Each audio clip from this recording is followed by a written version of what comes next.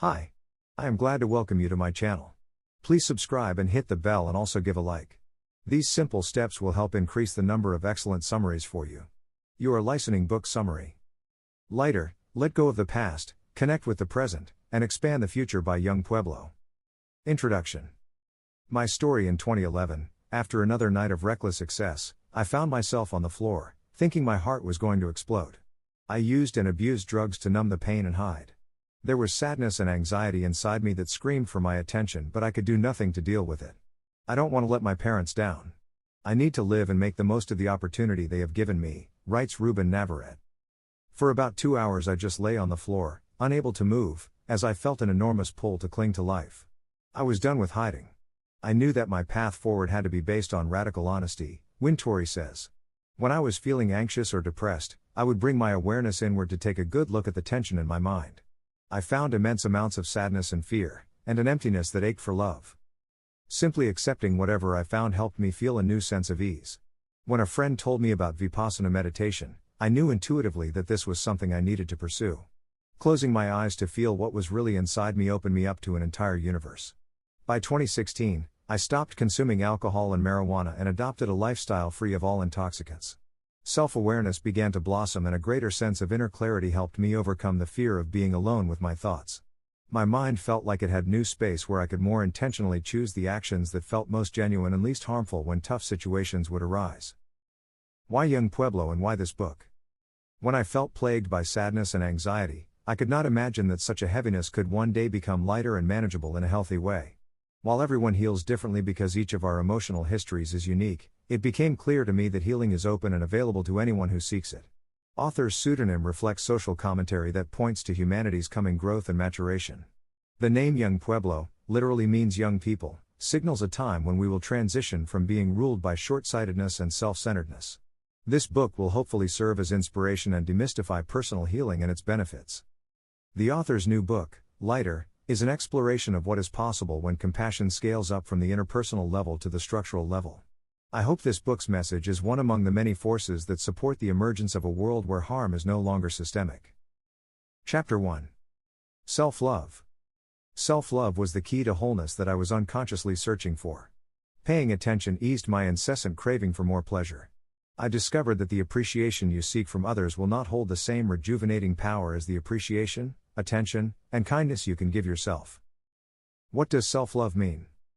Self-love is the first step that all inner and outer success is based on. Self-love gives your journey the energy and stability to stay on a clear trajectory. It is a profound commitment to self-discovery and to making your well-being a top priority. Self-love is the idea that you can buy yourself all the things you want, especially in the material sense. Treating yourself to small gifts or going on rejuvenating trips can fall under the umbrella of self-love. Material things cannot give you complete balance of mind and they cannot fundamentally heal your past. Self-love is a total embrace of all that you are while simultaneously acknowledging that you have room to grow and much to let go of. It is nourishing yourself deeply without becoming self-centered or egotistical. The greatest benefits of self-love come from the positive interactions between you and yourself. Radical honesty. Radical honesty is a warm recognition that you gently apply to your conscious life. Thoughts and emotions that were once discarded or ignored are now embraced. More than anything, any lie that you formerly told yourself is examined so that the truth may come forward. The more lies you build up over time, the more you become a stranger to yourself. Self-love is an invitation to our inner world. When we turn our attention inward, we come across the entirety of our conditioning. Engaging ourselves through the medium of curiosity will take the old energy that we formerly used to run away from ourselves and give it a new purpose. Inwardly, we ask ourselves questions such as, what do I really want from life and how can I best align my actions to support my evolution? This momentum of honesty and a growing understanding of ourselves can become a source of power, helping us overcome old barriers and release baggage. Positive habit building. When we are honest with ourselves about what is not serving us, we can redirect our energy. To be honest, the changes hurt at first. I was determined to live in a new way, so I had to face the discomfort that sometimes comes with personal transformation. When you allow your self-love to inform your decisions, it will challenge you to raise the standard you have for yourself. If you focus on repeating wholesome behaviors that nurture your being from the inside out, you will decrease the amount of inner struggle you used to feel daily. Self-acceptance. When we become open to self-discovery, our inner world will open up to us. Our history, which was once in the dark, will reveal itself under the light of self-awareness. The deep self-love that can make profound changes in our lives will turn us into explorers. Self-acceptance is a deep embrace of reality, letting go of punishing ourselves for the past. When our self-love becomes active, transformation is immediately set in motion. No transformation carries an unbreakable upward trajectory. The best way to be prepared for the long journey is to move through the ups and downs with self-acceptance. Self-love is a gateway. The more we come in contact with our truth and learn to embrace it with full acceptance, the more we are able to find greater personal harmony. At its highest levels, self-love expands into an opening to loving all beings unconditionally. Self-love is the ability to feel and express unconditional love for others in all forms. An individual who is completely free does not harbor any ill will in their heart or mind. This is not just a quiet love felt within oneself, but a love that can take action whenever necessary. The bridge between self-love and healing. Self-love and healing are deeply intertwined, and if you take one seriously, the other will be immediately activated. As I activated my self-love, I developed a clearer picture of my mind and what it carried. Self-love gently walked me inward, introduced me to myself, and showed me that I needed to double down on the nourishing behavior. Chapter 2. Healing. Growing up as a poor immigrant in the United States was incredibly challenging. My parents had little opportunity for upward mobility because they were not college educated and did not speak fluent English. Poverty pushed hard against the safety of the home my parents were trying to create for us. As a child, I saw my parents struggle to pay the rent every month for our small apartment. Fear found fertile ground in my mind, often creating visions of the worst outcomes. As a young adult, scarcity made me more attached to the few things I could get. The human mind is commonly full of stress and anxiety. Honoring the fact that our ups and downs have affected us deeply opens us up to learning how to live in a better way. The mind will not do what is good for it unless we intentionally train it to do so. The ability to see yourself as you move through the ups and downs of life, without running away or suppressing your feelings, enhances your understanding of yourself. When you make time to be present in your own mind, it becomes possible to slow things down when difficult situations arise. The shape of your internal dynamic always influences what will come your way. If we don't align ourselves with peace, then harmony will have a hard time coming into our lives. Healing will not only improve your life, but it will open the door for good things to come to you. A big part of healing yourself effectively is taking responsibility for your patterns. People can certainly help you, but it is your intention and effort that will help you evolve past the hurt. If there is one thing to focus on for improving your life, your healing should be it. Our ego likes to place blame outside ourselves, and often that blame falls on those closest to us. Whenever anger or another heavy emotion appears in your mind, it will start looking for more fuel. A commitment to reminding yourself that you are the maker of your destiny will help you reassert yourself. When you can see the way your mind is moving, you can then use your intention to course correct as necessary.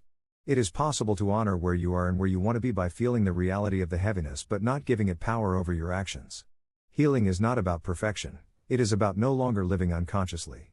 Patterns are built over decades, and reactions that have accumulated over long spans of time gather deep in the subconscious. You have to love yourself to change yourself, and loving yourself does not take days off.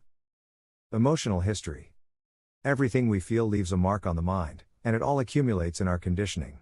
Our conditioning is literally the past that we carry with us wherever we go. These reactions harden over time and develop into specific behavior patterns that arise when the mind is reminded of a past situation. Healing is processing and unloading all the programming from the past that hinders our ability to live freely in the present.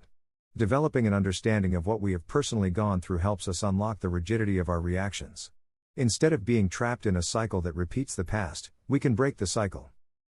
Finding my patterns. After hitting my rock bottom, I decided to try Vipassana meditation. This type of meditation dates back to the Buddha's original teaching, but modern interpretation comes from S.N. Goenka. He passed away in 2013 before I had a chance to meet him in person. After a meditation retreat, I undeniably felt better than I ever had in my life. My mind felt lighter and more open, my emotions did not feel clogged up anymore.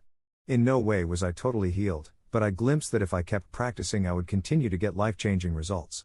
When things would get really hard, I did not run back to hard drugs and the ups and downs of life did not feel as extreme. More evidence of genuine change showed up in how I treated others. Meditating taught me to focus on building equanimity, balance of mind, instead of allowing the mind's reactions to roll on endlessly. My mind does not feel perfect or fully wise, and the walk to total liberation continues, but I do have a clear path that makes me feel that the steps forward are real and substantial. More than childhood. A lot of our most dense conditioning is accumulated during childhood. Every time we react and feel one heavy emotion or another, it leaves an imprint in the subconscious. The human mind remains malleable and mutable throughout its lifespan. At the core of what we truly are is change. Ngoenka, our reaction is not to what we think, but to how we feel. If we think about something pleasant and then experience an unpleasant sensation in the body, the tension we feel is driven by the distaste we have for the unpleasant sensations. We often fail to realize how big an effect feeling and the reaction to what we feel has on our stress and mental conditioning. Being able to see the power our reaction has over our mood can show us how much suffering we have been causing ourselves. This realization also gives us hope for future healing because how we react is not set in stone. Healing versus liberation. In Vipassana, the pervasiveness of dissatisfaction that humans feel is due to craving, but it's possible for all of us to fully eradicate craving and thus be fully liberated. A lot of my understanding regarding attachments and reactions are within the context of what the Buddha taught and what I have observed through meditation. The focus of this book is healing, and it deals with the thresholds many of us cross as we deepen our healing work. The path of liberation does this same work, but it also goes much further. If someone decides to walk the entirety of the path, they will eventually reach the end of suffering. To each their own. No modality has a monopoly on how to heal. How one person heals is not how all people heal. Healing practices are abundant and becoming more accessible. The key is to find something that is challenging but not overwhelming. When you see and feel how much you carry, it's time to start letting go. Chapter 3. Letting Go. When I was writing my first book, Inward, I would get randomly hit with a great amount of melancholy that would sometimes stretch for days. Later on, I recognized that each time sadness was arising within me, my mind was just cleaning itself out. Sticking to meditating through that time helped me efficiently process all that stagnant sadness. To be able to accept what is, we have to relinquish our hold on how we wish things to be. Letting go is essentially a profound acceptance of the present moment. The pull to behave in old ways weakens over time as we choose new ways that honor the present. Holding on is a survival tactic born out of fear and scarcity. Fear is the craving for safety. Living through fear keeps us far away from peace. Identifying where we are holding on to things that hold us back can help us understand how to let go. The trouble we cause ourselves. If you are open to experiencing a profound transformation, you need to come to terms with the fact that much of your struggle is self-imposed. Owning your power also means owning the responsibility for your happiness and for your healing. No one has the power or authority to save you the way you can save yourself. Many of us believe that other people are causing all our internal stress and tension. The way we perceive and react to what is happening lies within our own mind. Since the amount of stress you experience depends on the intensity of your reaction, the only solution is changing yourself. Many of us get stuck in a reactive loop, always allowing external events to dictate how we feel. Managing reactions does not mean suppressing emotions. When you understand how much of your inner troubles are based on uncontrolled reactions, you start to see how managing your reactions can help you improve your life. Being thoroughly honest with yourself means embracing all your emotions without rejecting those that are harder to feel. Managing our reactions means being aware when a tough emotion has appeared and understanding that even if we have an initial reaction, we do not need to keep feeding that reaction. Resistance to change. Embracing change is the path to alleviating and eventually eradicating suffering. Change is the truth that binds together the arc of the universe. The wisest and happiest people I have met are continuously immersed in the truth of change. Without the undercurrent of change, life itself would not be possible. A meditation teacher has been meditating for more than 50 years. He is one of the only people who has no evident reaction when he ponders his own impermanence. His wisdom arises from his detachment from his sense of self and his focus on using his life for service. When the awareness of change matures, it washes away attachment and makes room for a loving presence that peacefully accepts that all things arise and ultimately pass away. One of our greatest mental enemies is the fight against change. Since change is something we can't escape, there is no other option but to fully embrace it. I didn't understand that when you fail to embrace change, a great moment actually loses its vibrancy because too quickly the mind starts to feel anxiety about it ending. Similarly, hard moments feel like endless punishment because change has not brought the mind into balance with the understanding they, too, will eventually end. The real you. You hold up your immediate reaction on a pedestal, believing that it defines your identity and reveals the core of who you are. The real you is your response that comes after your reaction. For the vast majority of us, our perception is completely colored by our past. The river of life wants to move you toward embracing change. The past keeps you stagnant, which may be easy in the moment because the past is familiar, but ultimately does not serve you well. Through intention, you reveal who you really are, says author Dara Ogunlesi. Attachments. Cravings are a rejection of reality as it is, and bring our focus into imagining what is missing or how we wish things would be. When our desire for things to be a certain way combines with tension, craving emerges. Craving is what keeps the mind full of tension and keeps us far away from being fully present. Hurt and attachment are bound together. The more deeply we identify with something, the more our ego grabs hold of it. The lighter the attachment, the less hurt there will be. When someone says something contrary to what we would like them to say, the pain we feel is tremendous. I did a poor job listening to my sister as she navigated the college admissions process. She realized it would be best for her to figure out her own way through the process without my help. Now our relationship has more harmony in it, because I focus on asking questions instead of giving advice.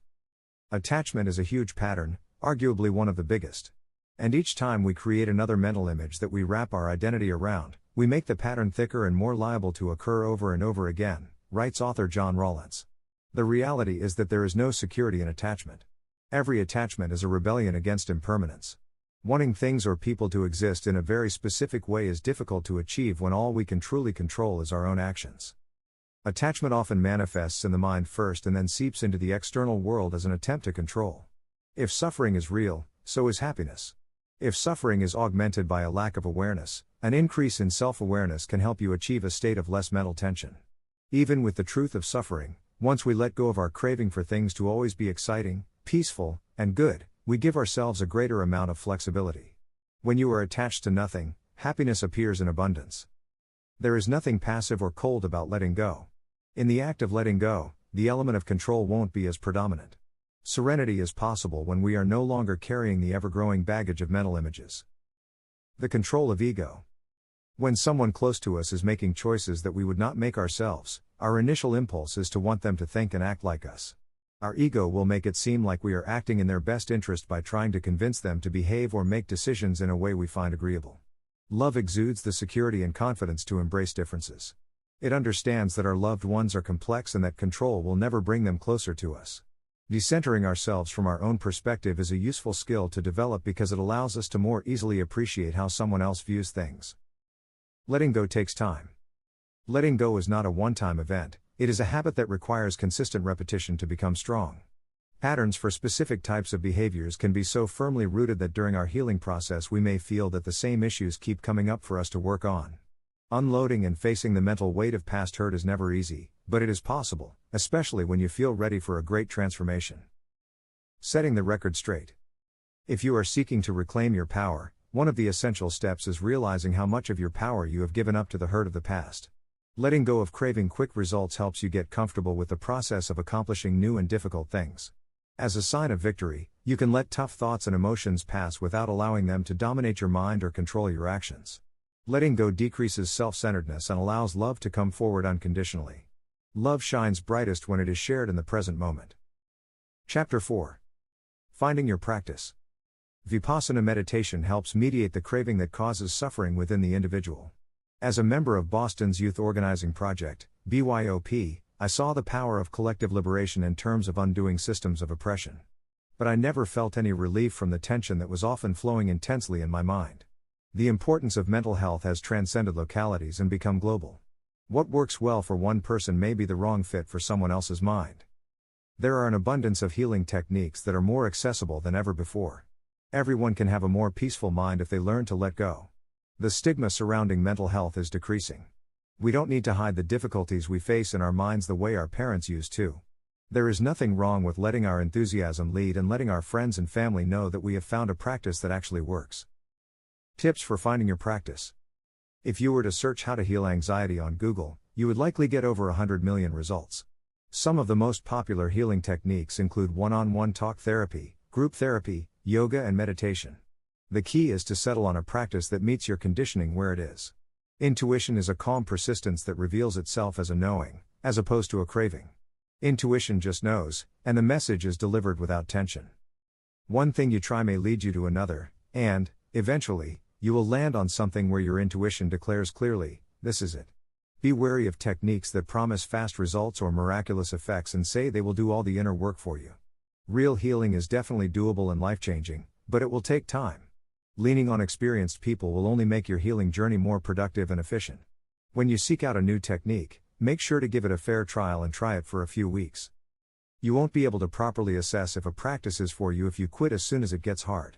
Knowing yourself ignites a process of transformation that helps you reclaim your power. Chapter 5. Human Habit versus Human Nature. The Western world has long maintained a bleak view of human nature, judging human beings as fundamentally self-interested and dominated by greed. Greed is good is a cultural meme that gives voice to the way many people feel about the value of self-serving thinking and behavior. The Buddha taught that craving and aversion are the great motivators of human thought, speech, and action. The selfishness of greed is deeply rooted in the mind, but it is a pattern like any other. Our real human nature is love, mental clarity, creativity, and a zest for life. Human history has not yet known healing on such a vast global scale. This will be the moment when change makers will be able to unbind their human habit. The layers of human habit are not easy to overcome, but with patience, intentional action, and good healing methods we can. N. Goenka, one of my favorite stories from the Buddhist Sutta, shines light on our innate nature. Angulimala embraced meditation and the deconditioning process and became a liberated saint. Saints have no motivation whatsoever to cause harm to themselves or others. All that remained was the clarity of a human being fully connected to the unconditioned nature that all people can access within. Human habit is survival. Happiness requires intentional action, healing, letting go, and teaching the mind to settle into the present moment. Understanding your patterns, and being aware of what types of situations cue them, takes a lot of their power away. True human nature is a mind that is no longer governed by patterns. Left to its old patterns, the mind will continue its reactivity and keep you functioning on autopilot. In the state of human habit, it is hard to know what we want to do with our lives. Many people find that once they start healing and accessing their human nature, they drop their old goals. Human habit is prevalent in us when our mind focuses too much on the past or the future. To break the loop of getting caught in anxiety, we must come in contact with our emotions as they arise in the present moment. Many of the most powerful experiences can be found there: wisdom, love, joy, healing, and peace. When your attention is in the present moment, the door to your human nature is open. The mind becomes more stable, less driven by false narratives, and better able to connect with peace easily. Avoidance may seem like the right answer in the moment, but as you repeat this reaction of avoidance, it will only make this pattern stronger. The true beauty of human nature. When you break down layers of old conditioning, your inner revolution begins. You experience the revival of a mind that is no longer heavily weighed down by the past. When you start saying no to old patterns and choosing actions that better align with how you authentically feel, your human nature starts to shine through. Using present moment awareness to activate your human nature gives you access to an abundance of mental clarity. You feel more, see more, and solve more. At first it may even feel superhuman because your mind feels like it has a higher degree of intelligence, but this is your natural, unburdened state. Human nature is open to all of us. The Buddha, Jesus, and other great figures have used introspection to activate their human nature. This allowed the innate clarity of love and the power of peaceful creativity to flow abundantly. Even if we tread slowly into doing introspective work, we can make progress that can radically transform our lives for the better. As you decondition your mind, your human nature becomes more predominant. The qualities of a healed mind become easier to access, but even so they are like seedlings that have just burst into the sunlight. Practice love for yourself and others, and it will become stronger. Chapter 6. Emotional Maturity. Emotional maturity is not about perfection, but rather building up self-awareness and compassion. Cultivate the ability to see yourself as you move through the vicissitudes of life. This will help you make decisions from a place of active clarity, instead of passive unconsciousness. Building your self-awareness increases the agility of your mind. When you make time to be present, it becomes possible to slow your mind down when difficult situations arise. Non-reaction is essentially a practice in patience. The patience you are building will permeate your mind and open up your perception. As you better understand yourself, your inclination to punish yourself for mistakes will decrease. As you see others struggle with their patterns, it will become easier to feel compassion for them. Making an active commitment to your personal evolution will open you up to deeper levels of wisdom and peace. Avoidance is the opposite of emotional maturity. When you can't handle your own pain or the turbulence of your emotions, it is easy to fall into a cycle where you use others as a means of escape. Spending time with other people as a way to avoid yourself is a common pattern when the hurt feels too heavy to carry. When you start journeying through your own inner landscape, self-awareness is activated and the door to wisdom opens up. A process of intuitive analysis starts when you recognize which relationships you should bring more energy to and which ones you need to let go of. Signs of emotional maturity. Emotional maturity means making sacrifices that support your long-term well-being more than short-term pleasure. Treating your energy like a precious resource has a deep effect on your life. Emotionally mature people are kind and gentle toward others, but give the highest priority to what helps them thrive. You don't need to jump into every argument or give your opinion on every matter. Sometimes you need to speak up in self-defense or to reaffirm boundaries. Having a strong sense of determination has helped you become a daily meditator and pursue writing as a career. When people are angry, they are often coming from a place of deep fear and hurt. With mental patience and agility, you can override your survival instinct of reacting to their tension with your own tension. From the space of human nature, it is easier to be gentle, compassionate, and creative. If you believe that every moment of tension in your mind is always someone else's fault, then it will be difficult to feel substantial happiness or real peace. Accepting responsibility for your healing and happiness is incredibly difficult, but it is the only path available to us. Part of self-improvement is saying no to good things to make more space for the type of work or opportunities that really get you fired up. Saying no will organize your boundaries in a way that points you to what will actually give you the deepest sense of fulfillment. Knowing that you have much more to learn helps keep your ego in check. An ego that has grown large is naturally full of tension and too fragile to recognize when it is wrong. Knowing that others always have something to teach you keeps you from condescension and harsh judgment. Disagreements. Real maturity is keeping your peace in the midst of a disagreement. Your peace has the power to stop a disagreement from escalating into an argument. When we navigate opposing views with compassion, it becomes possible to deliver our perspective gently.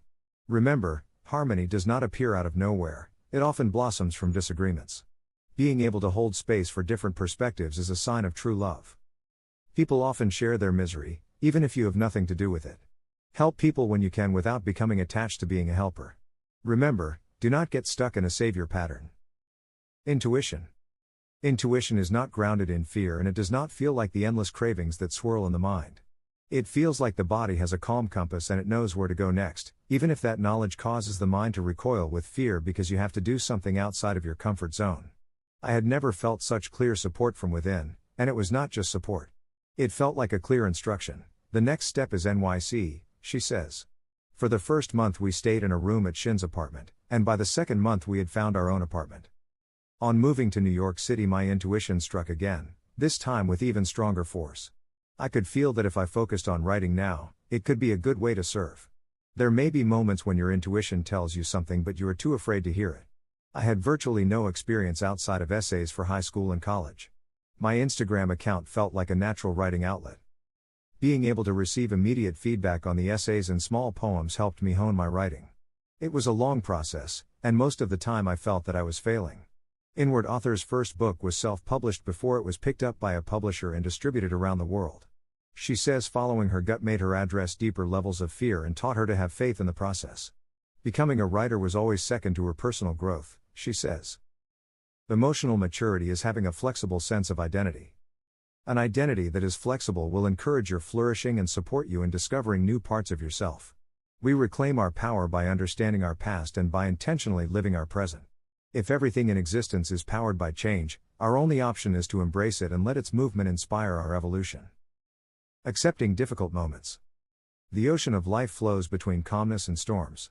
Honoring the truth that challenging moments are common will help us let go of resistance.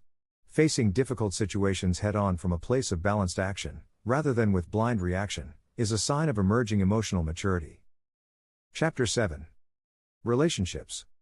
Love is freedom, while attachment is control. A person can be in love and unprepared to care for that love. Attachments are often molded by the hurt we have felt in the past. Real love feeds connection, not attachment. Connection has more room for balance. What makes relationships work, even when we ourselves are so imperfect, is self-awareness. Love is not just for soothing you, it is an engine of evolution. Putting an effort to remove the reins of the past from your mind is a powerful act of love. The greatest gift partners can give each other is a commitment to their own personal healing. After heartbreak. It's important to examine where we went wrong and how we might behave in the future. The heartache period is a reflective one, and can show us what we are missing. Examine what you're looking for in a partner and look for qualities that would fit well alongside your own. The only way loneliness will ever end is if you are no longer far away from yourself. When we are at war with ourselves, our self-love begins to blossom. Being open to someone with a base of emotional maturity as you cultivate your own will increase your chances of connecting more deeply. Self-love is a matter of self-worth that brings balance to every connection we enter into. Some people love being alone, while others desire a partner. What matters most is that you tend to the love that dwells within you so that you can use it as a light. Your healing elevates the relationship. Self-love is the missing piece in many relationships. Some of the most beautiful relationships develop when both people realize they have a lot to heal within themselves. Love opens the door to vulnerability, which will allow more of each of you to come to the surface. Relationships are excellent incubators for personal growth. To be in each other's presence not only allows you to practice love but also forces the ego to see itself. When your mind is burdened with tumultuousness and unresolved pain, the people around you will be impacted by your inner struggles. I met my wife, Sarah, at Wesleyan University when she was an incoming freshman and I was a sophomore. Our friends thought we were already a couple because we spent so much time together. Between the two of us, there was a grand total of 0 emotional maturity. For years, neither of us could fully see, let alone communicate to the other, how much of the friction between us was caused by the unobserved and unresolved tension that dwelled in us as individuals. It wasn't until we both started meditating that things really changed. "I want you to know that I don't feel good right now," is a cue for the other that we could use support and compassion. Meditation has this critical ability to build self-awareness, which helped us notice when we were blaming each other for things that actually had nothing to do with the other. For the both of us, the first 2 years of meditating were a period of self-discovery and strong determination. It felt like a Herculean effort to push against the mix of laziness and the feeling of being too busy. Eventually, we put our feet down and decided that nothing was going to stop us. "How's your relationship going?" They had only recently moved in together after years of living in different cities. The pandemic spurred them to take the leap, but it wasn't easy at first. Fortunately, they didn't wait to see if things would just work themselves out and sought help. A couple went to a couples therapist after realizing they were holding on to outdated images of each other from when they first met. They learned that they have to be intentional about loving the person who is in front of them now instead of an outdated version that only existed in the past. Good communication makes a difference. When one of you feels down, it is essential to communicate this clearly to your partner. Sometimes our tough moods have a clear cause, but other times our emotional shifts will not be so easily identifiable. Accepting where you stand within yourself helps you manage your reactions so that they don't become worse. Sarah and I have worked out a system for supporting each other during tough emotional moments. Conflict is natural because we all carry egos that are motivated by craving rather than honesty. Conflict can help you both know yourselves more deeply and honor your truths while remaining flexible. Ego craves to win, but loving clarity seeks to understand. To see each other clearly, you need to take turns sharing your perspective. When one is sharing their perspective, the other needs to do their best to listen selflessly. This only works if you both take turns and seriously accept the task of listening. What does supporting each other TMS happiness really mean? Giving support can help us navigate this critical aspect of healthy relationships. We have no option but to take responsibility for our own happiness. Avoiding responsibility, doing nothing to understand your own story, and not trying to manage your reactions will create conflict in your relationship. Your mental state gives color and vibrancy to your external environment. It takes two people giving active support to create a harmonious relationship.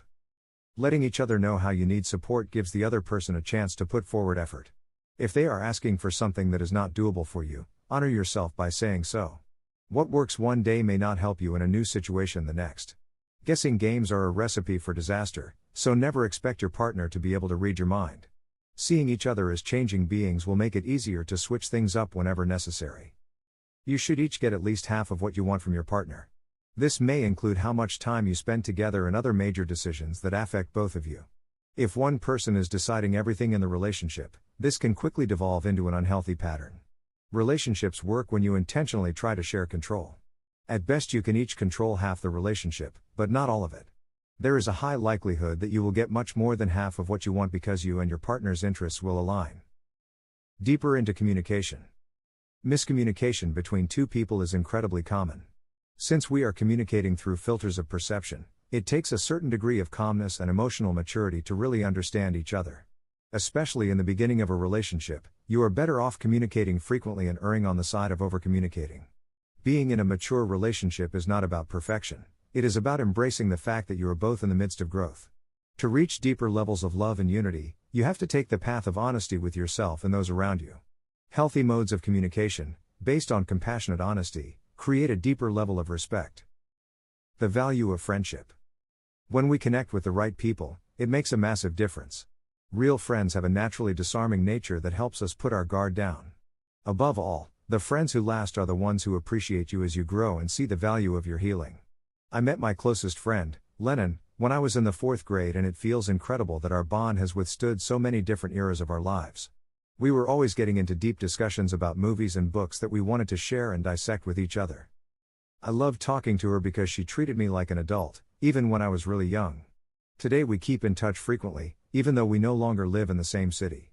Our past had a way of smoothing out any awkwardness, even if we hadn't seen each other in a long time.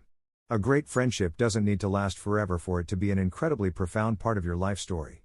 Connecting on the level of values, views of the world and history together can help become a foundation for a long-lasting friendship. We only have so much time to give to other people, especially as we grow older. Chapter 8. Challenges during healing. There is so much inside of us, depending on our personal emotional history, that at times it can feel overwhelming. The process of letting go will be filled with ups and downs. But if you can handle them with awareness, openness, and a keen mind, they will fill you with new wisdom. Measuring your progress during the journey. Many times, we compare how we are today with how we were yesterday or a month ago. The truth of the journey is much more complicated and unpredictable. In the midst of that rise, you will encounter the messy reality of undoing the old and practicing the new. Intentionally relaxing that microscopic self-awareness will give you a much better idea of how far you have come. A noticeable difference between how you are managing your reactions now and how you managed them in the past is a major sign of progress.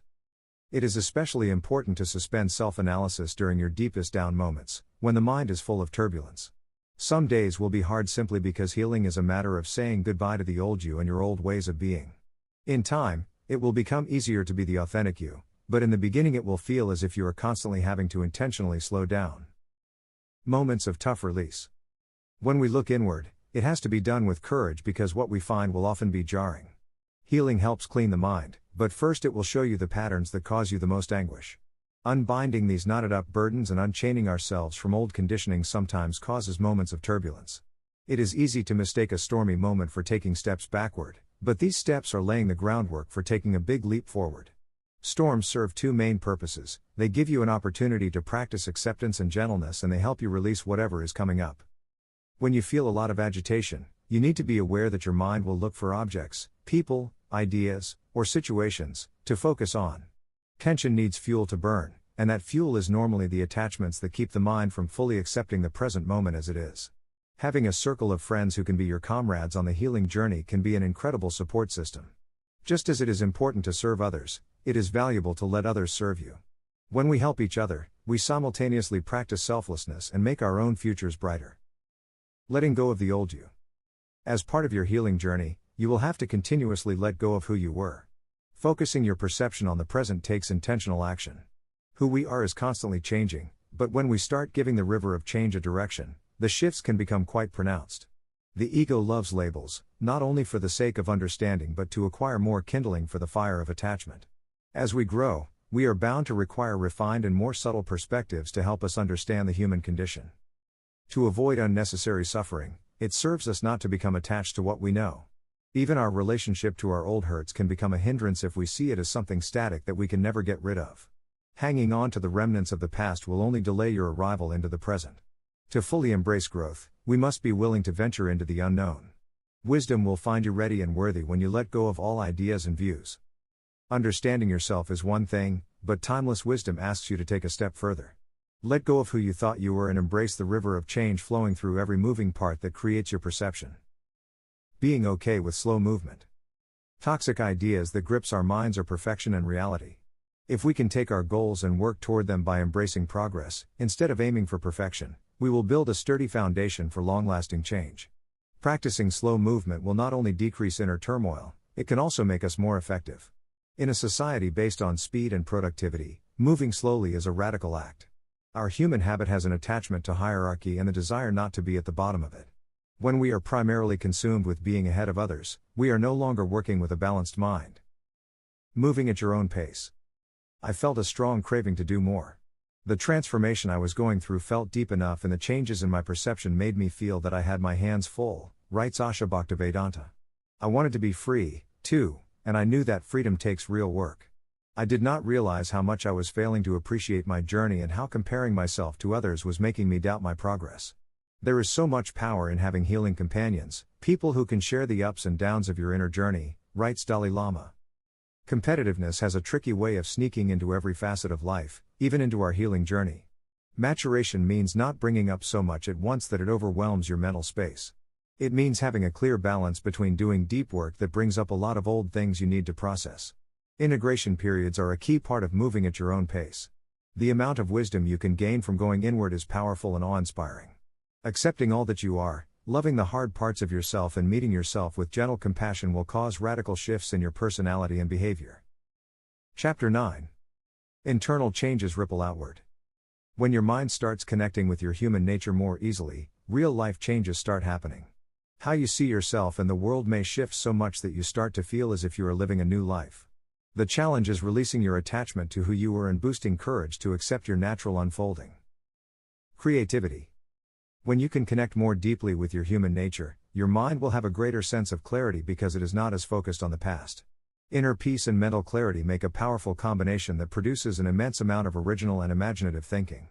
Life-changing insights are not forced, they arrive in their own time. When the mind is no longer overloaded with mental burdens, it can look at the world in a new way. Healing opens the door to happiness and creativity for everyone, not just artists. Imagine the type of political and economic solutions that will emerge from people actively healing themselves. New boundaries and new actions. Boundaries will play a big role in giving you the shield you need from the world. Distancing yourself from situations that weigh you down is essential. Being able to move through life while staying in alignment with how you want to feel and behave is a sign of great maturity. Building boundaries is different from building a wall. A wall can easily become a block that keeps us from evolving and learning how to deal with difficult interpersonal situations. Healthy boundaries will support our well-being. Improving your ability to be honest and vulnerable with yourself will tighten and deepen your inner circle. As you get older, the changes in your mind and heart will reverberate outward into all facets of your life. Relationships with different friends will evolve as you continue growing. Your friendships are a critical investment. They are the network that can uplift you during hard times and share your joy when you succeed. When I started meditating, I found so much love and gratitude for my father and all that he had done for us. The love I was giving him softened his walls, which had built up over time. He told me he loved me as well and slowly revealed more of his story. If you take your healing seriously, the way you engage with your inner circle will become much more authentic. Love flows more easily when honesty and vulnerability are welcome. Some may be confused or put off by your authenticity, especially if the relationship they have with themselves is too distant. Community. Self-reflection can lead to a greater sense of compassion for others that emerges from understanding how our own story has influenced our patterns. When we lessen the load that we carry in our minds through self-healing, we usually end up having more energy for life. Conventional truth versus ultimate truth. The greatest truth that opens the door to happiness is the undeniable role that change plays in all of existence. The more we understand change, the happier we can become. Who we are is a momentary construction, a series of rapid combinations that come together to create the image of our existence. Having to always buttress who we are, to defend the image we hold in our mind, is a constant source of stress. Letting go of I opens you up to the flexibility that you need to cultivate real peace. Love is so powerful that it even has the capacity to protect you. Even though we don't exist, our conventional existence has real ramifications. Being able to live in balance with these two truths can help us let go of so much misery related to our sense of self. When we become less attached to I and understand that we are also an impermanent phenomenon, we can flow with greater alignment. Moving outward. In this current time, therapy and meditation are rapidly spreading through the world. This global burst in introspective work is not just happening within a few people, it is happening at a tremendous scale. Jiddu Krishnamurti said, "A change in one is a change in millions." Love is a powerful force that brings harmony into your being. It motivates you to treat others with gentleness and to do what you can to bring harmony into the lives of others. Once we see that inner change is real, it makes the idea of outer change seem much more achievable. As individuals we try hard to be kinder, but as groups we too easily throw kindness out the window. Love motivates the creation of more love.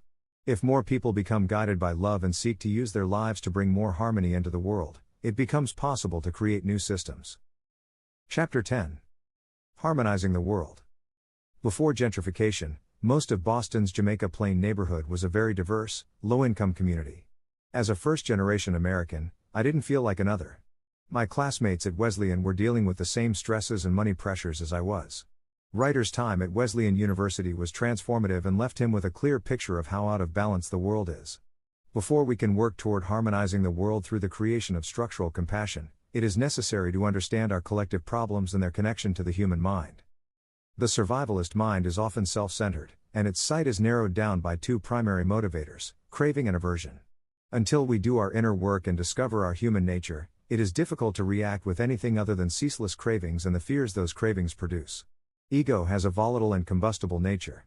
Our perception is constantly deciding if something is good or bad, stops us from observing reality clearly. If we want to heal the world, not only do we have to redesign society, but we also have to help individuals heal themselves. When your emotional history is unknown to you, it can flare up and consume your actions. Even when you lift up the banner of hope, it is easy to drop it when you have never untied the roots of craving, aversion, and ignorance. Power functions like a magnet that reveals your roughest patterns. Ego creates triangles. The ego loves centralized power, especially if this structure works to its benefit. Some assert that the triangle shape affords great efficiency to any organization. This may be true to a certain degree, but comes at the cost of blocking the power of those who are not fortunate enough to land one of the coveted spots. The triangular shape of society breeds animosity and friction. No matter who is at the top, those who are not in control will feel the effects of their disenfranchisement. Justice is too easily confused with revenge. The cycle of harm will continue until we address the root cause of suffering within the individual. Healed human nature creates circles. The circular model of society calls us to evolve our idea of democracy. Involving more people in democratic governance will have a healing effect on humanity. Circular designs already have a degree of popularity through cooperatives, worker-owned businesses, mutual aid funds, and horizontally run organizations. Being part of a process that helps you live in your power is deeply transformative. We can combat alienation and revitalize our communities by giving people power over their community. Allowing the public to decide how government funds will be spent in their communities is called participatory budgeting. Balance instead of extremes.